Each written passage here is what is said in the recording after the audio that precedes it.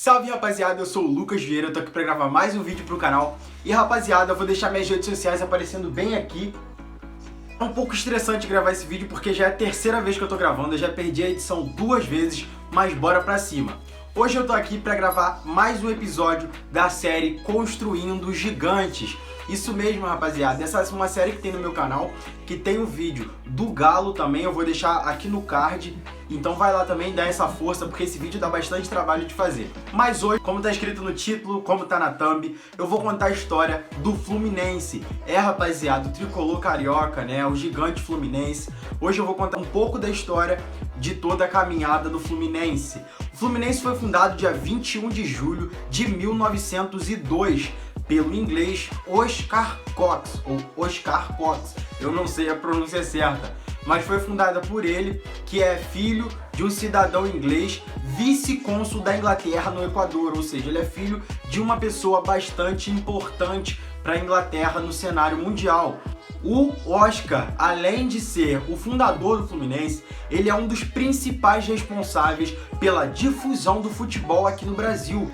Como ele era inglês e o futebol é um esporte da Inglaterra, o Oscar, quando ia à Inglaterra, voltava com bola, material esportivo e várias novidades sobre o esporte. Ou seja, o Fluminense, além de ter uma representatividade em nível nacional para o futebol, né, moderno, também tem essa representatividade do futebol nos seus primórdios aqui no Brasil. E pouca gente sabe disso, porém o Fluminense nem sempre foi tricolor. O Fluminense, em sua fundação, detinha as cores cinza e branco. Isso mudou por conta da escassez dos tecidos cinza e branco vindo da Inglaterra. Então, a partir desse momento, a partir dessa escassez, foi adotado o uniforme branco, verde e grená, né? O uniforme tricolor foi aprovado em 1904 como a cor oficial do Clube das Laranjeiras. E por falar nas Laranjeiras, o estádio de Laranjeiras foi o primeiro estádio de cimento da América Latina, além de ter um importantíssimo valor para toda a história do futebol nacional. Foi lá que aconteceu os Jogos Sul-Americanos de Futebol, que hoje a gente chama de Copa América. Também foi lá que rolou os Jogos Olímpicos Latino-Americanos, que hoje a gente chama de Pan-Americanos. Também foi no Estádio das Laranjeiras que o Brasil conquistou seu primeiro título de expressão, que foi a primeira Copa América. Foi de um jogador do Fluminense o primeiro gol da seleção brasileira em Copas do Mundo. O jogador Preguinho foi o primeiro a marcar pela amarelinha numa Copa do Mundo.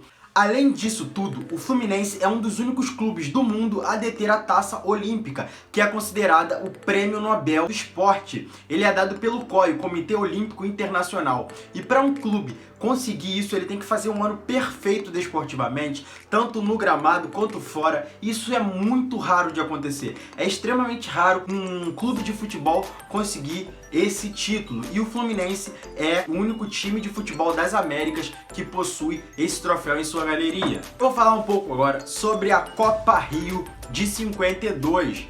Né? O torneio que aconteceu entre o Rio e São Paulo, com times de fora do Brasil, é considerado por muitos tricolores um campeonato mundial. Muitos tricolores adotam a Copa Rio como um campeonato mundial, apesar de não ser reconhecido pela FIFA como mesmo. Mas definitivamente a Copa Rio de 1952 foi um torneio muito importante, porque foi o precursor do Campeonato Mundial de Clubes. E o Fluminense foi campeão invicto desse torneio, empatando por 2-2 com o Corinthians, que já havia ganhado o primeiro jogo de 2-0, mas definitivamente nenhum desses dois jogos foram tão importantes quanto a vitória sobre o Peñarol por 3-0. O Peñarol era a base da seleção uruguaia na conquista da Copa de 50. Então você pensa, 2 anos depois da Copa de 50, com a base toda do time da seleção uruguaia jogando no Peñarol, e o Fluminense foi campeão em cima deles. É mais ou menos como se você imaginar um time aqui do Brasil sendo campeão mundial em cima do Bayern de Munique, né, que era a base da seleção alemã de 2014. É mais ou menos essa comparação que você pode fazer. E agora eu vou pro momento torcida. Eu queria perguntar pro meu amigo José Paulo, que que é lá de Minas, o que é ser fluminense para ele e o que fez ele torcer para o Fluminense.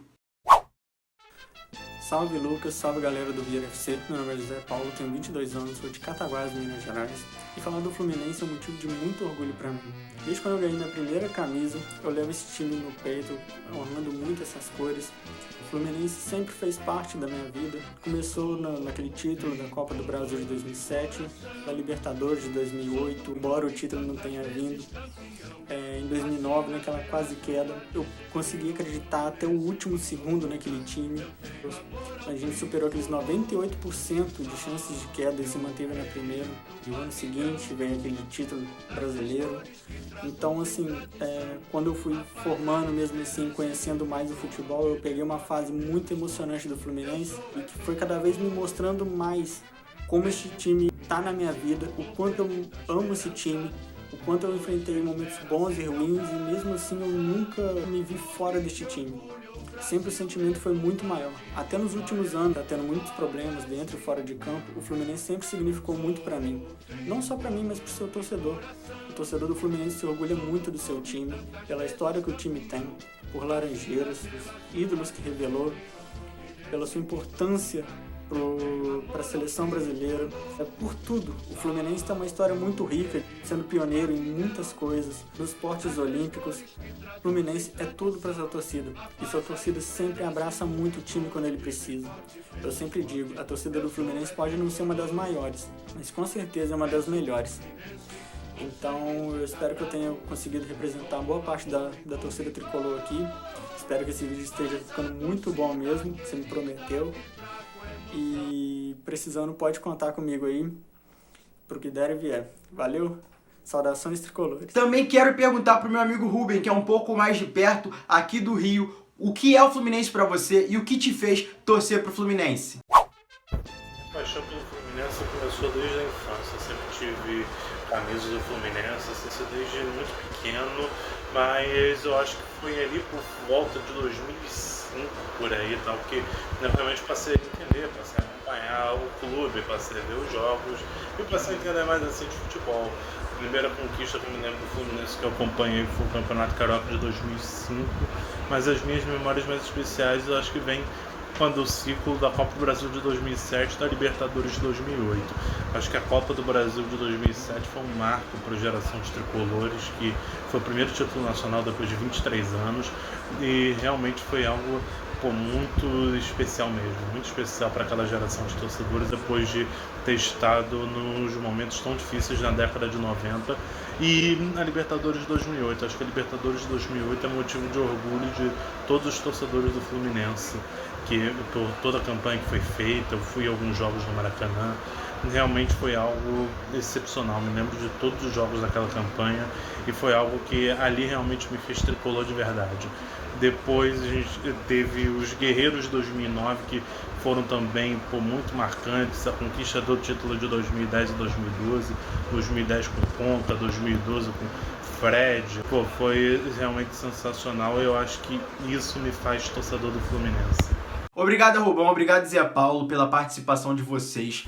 E agora eu vou falar um pouco sobre os títulos do Fluminense. O Fluminense é tetracampeão brasileiro em 70, 84, 2010 e 2012, que conseguiu conquistar o título brasileiro, né, o mais importante título nacional. Em 2007 conquistou a Copa do Brasil, né, a Copa mais importante nacionalmente falando, e o Fluminense conseguiu conquistar em 2007. O Fluminense também ganhou a Copa da Primeira Liga em 2016.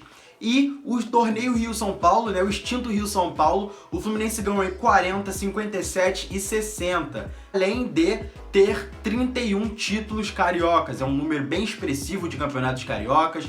E o Fluminense, né, é um dos 4 grandes, então tem mesmo de haver mais títulos do que o considerado normal, vamos dizer assim.